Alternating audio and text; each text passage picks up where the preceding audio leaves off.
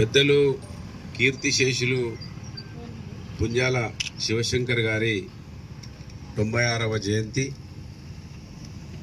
పెద్దలు మాజీ పార్లమెంట్ సభ్యురాలు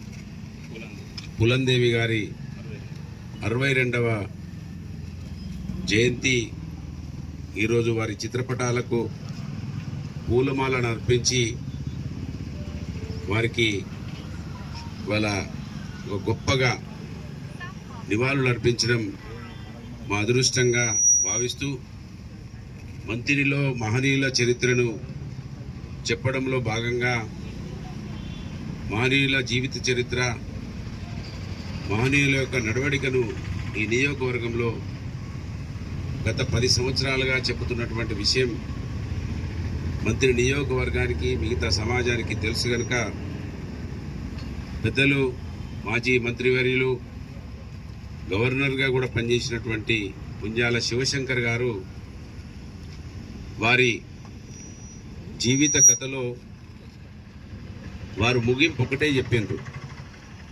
అదొక్కటే ముగింపని వారు వారి ఆత్మకథలో చెప్పడం జరిగింది. అదొక్కటే అంటే రాజ్యాధికారమే ఈ బహుజనులకు ముగింపు అని వారు న్యాయమూర్తిగా పనిచేసి కూడా కొన్నే చేయగలిగిన, సుప్రీంకోర్టు న్యాయవాదిగా అయినా కూడా సుప్రీంకోర్టులో నేను న్యాయమూర్తి అయినా కూడా మొత్తం చేయలేను, రాజ్యాధికారం వస్తేనే ఈ వర్గాలకు చేయగలుగుతా అని అదొక్కటే ముగింపని ఆయన జీవిత ఆత్మకథలో ముగింపు చెప్పడం జరిగింది. వారు కష్టపడి చదువుకొని 1929లో మరి రంగారెడ్డి జిల్లా మామిడిపల్లిలో జన్మించినటువంటి వారు చాలా కష్టపడి చదువుకొని వారు చదువు పూర్తయినప్పటి నుండి వారు పుట్టడము మున్నూరు కాపు సామాజిక వర్గంలో పుట్టినప్పటికీ వారి కృషి అంతా, జీవితం అంతా బీసీ సమాజం కోసమే వారు పనిచేసి అంకితం చేసిండు, బీసీ సమాజం కోసం. ఇక్కడ ఈ రాష్ట్రంలో, ఈ దేశంలో బడుగు బలహీన వర్గాల చరిత్రను పూర్తిగా చీకట్లో ఉంచి దానికి మసిపూసి నడిపినటువంటి విషయం ఇప్పటికి కూడా చాలామంది యువకులకు, ఈ సమాజానికి తెలియదు కనుక ఒక గొప్ప నాయకుడు, మనం ఆశ్చర్యపోతాం.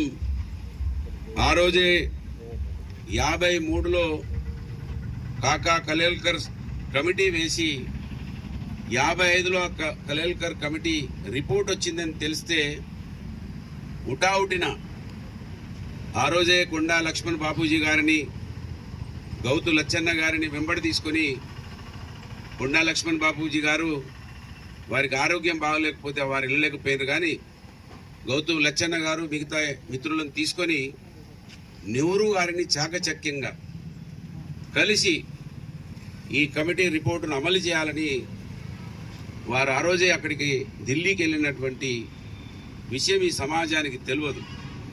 కానీ కాంగ్రెస్ పార్టీ ఎన్నడూ కూడా మనం అడుగుతే తప్ప ఈ సమాజానికి వాళ్ళు ఏమీ చేయరు. కాకపోతే శివశంకర్ గారి గొప్పతనం ఏంటంటే వారు మెల్లగా న్యాయబద్ధంగా పోరాటం చేసి వారు హక్కులను సాధించుకోవాలనే ఆలోచనలో కాంగ్రెస్ పార్టీకి ఎప్పుడు కూడా వ్యతిరేకంగా పోలేదు. నెహ్రూ గారు మోసం చేసిన, ఆ రోజు ఉన్నటువంటి ముఖ్యమంత్రులు మోసం చేసిన, కాంగ్రెస్ పార్టీకి సంబంధించిన వాళ్ళు ఇందిరాగాంధీ మోసం చేసిన, కానీ వారి పోరాటాన్ని మాత్రం ఆపలేదు శివశంకర్ గారు.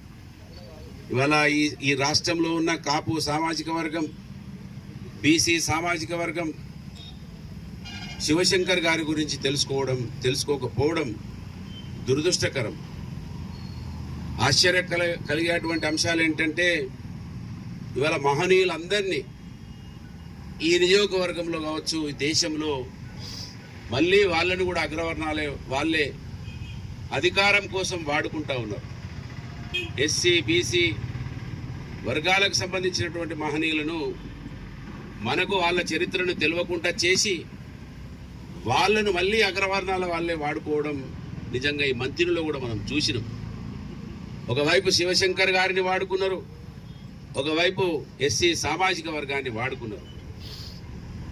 వాళ్ళు ఆ ఇద్దరిని వాడుకొని అందలం ఎక్కిరు తప్ప అసలు మనకు శివశంకర్ అర్థమైతలేడు, అంబేద్కర్ అర్థమైతలేడు, బాబు జగ్జీవనరావు అర్థమైతలేడు, చాకల ఐలమ్మ అర్థమైతలేదు, సర్దార్ సర్వాయి బాపన్న అర్థమైతలేడు, దొడ్డి కుమరయ్య అర్థమైతలేడు.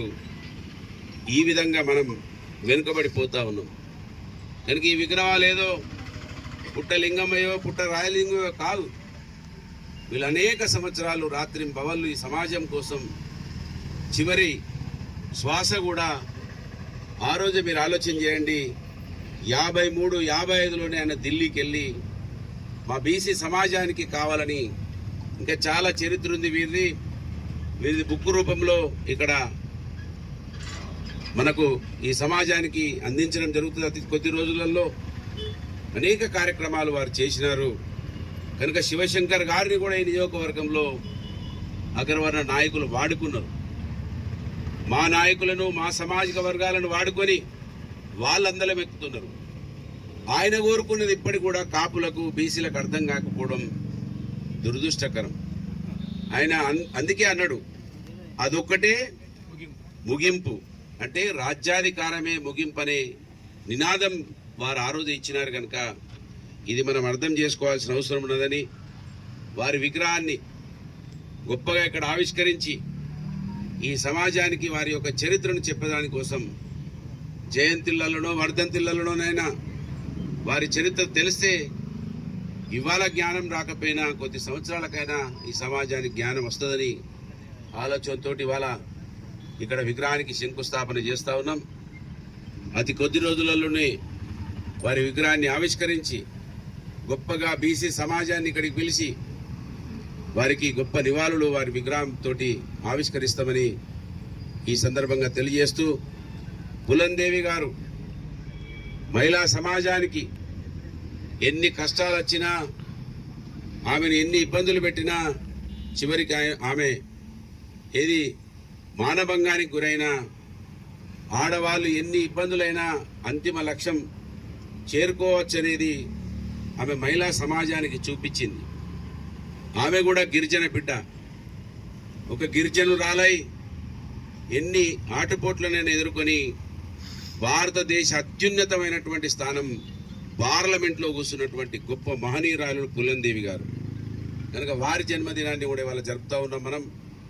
వారి జన్మదినం, ఇక్కడ మహనీయుల జన్మదినాలను జరుపుకోవడం జరుగుతూ ఉన్నది.